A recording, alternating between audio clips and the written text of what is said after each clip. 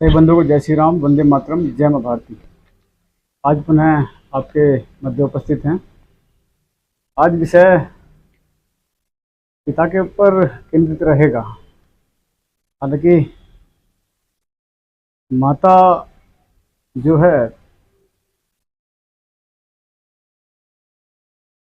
सहनशीलताओं का शिखर है और पिता आसमान के भांति है जिसका ओर छोर नहीं है। तो आज पिता के ऊपर कुछ पंक्तियां हैं। हालांकि भारतवर्ष के बड़े श्रेष्ठ कवि रहे हैं, उनकी रचना है ये। मेरा प्रयास इतना है अपने शब्दों में इनको पिरोने का, ये प्रयास है। सुना होगा आपने कई बार, बड़ा प्रचलित है ये कविता और बड़ा मर्मिक भी है।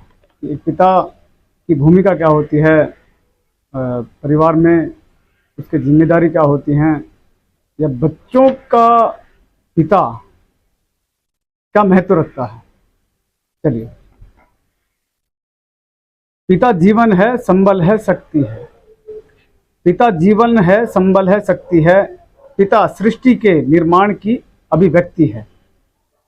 पिता उंगली पकड़े बच्चों का सहारा है। पिता कभी कुछ खट्टा कभी खारा है। पिता पालन है, पिता पालन है, पोषण है, परिवार का अनुशासन है। पिता ध्वंस से चलने वाला प्रशासन है।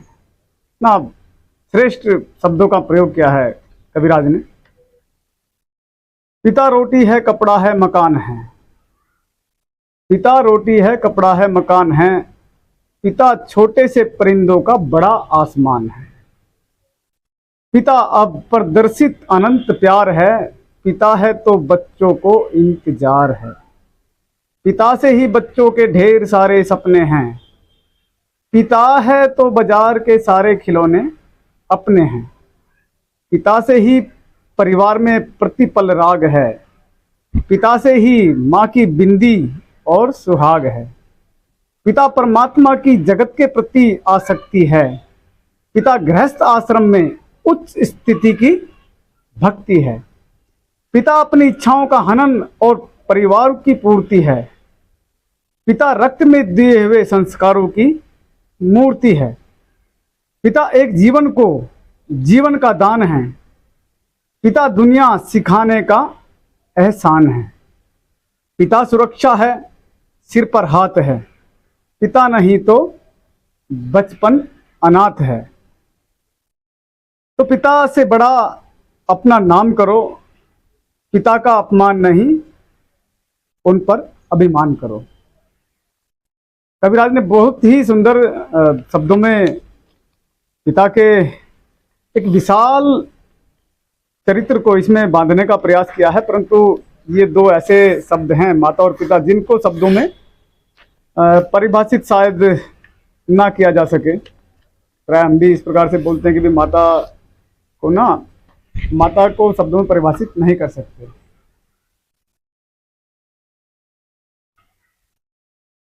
परंतु आज वर्तमान समय में इस फास्ट फॉरवर्ड लाइफ में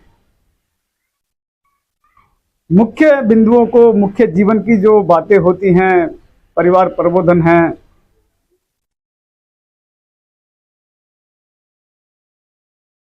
इन पे प्राय ध्यान कम दिया जाता है।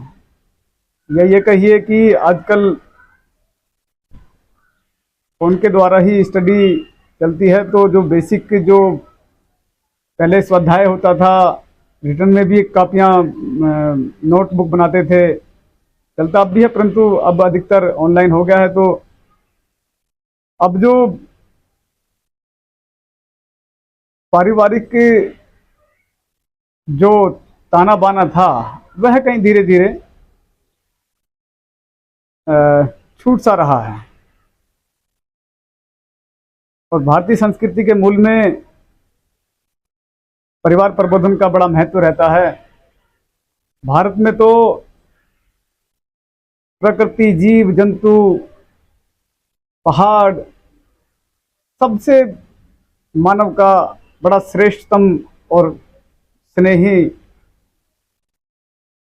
भाव का रिश्ता रहता ही है। यह एक पिता के प्रति बच्चों का दायित्व और पिता का विशाल वटवृक्ष रूपी जो स्वरूप है, कबीरराज ने इन पंक्तियों में बताने का प्रयास किया है। उन्हीं शब्दों को हमने भी थोड़ा सा गा लिया है। सचिन जी, जो ये पंक्तियां हैं, इनको जीवन में आत्मसात करने की एक वर्तमान समय में नितांत आवश्यकता है। चलिए पुनः फिर आपके मध्य होंगे। सभी बंधुओं को जय श्री राम, वंदे मातरम, जय मां भारती।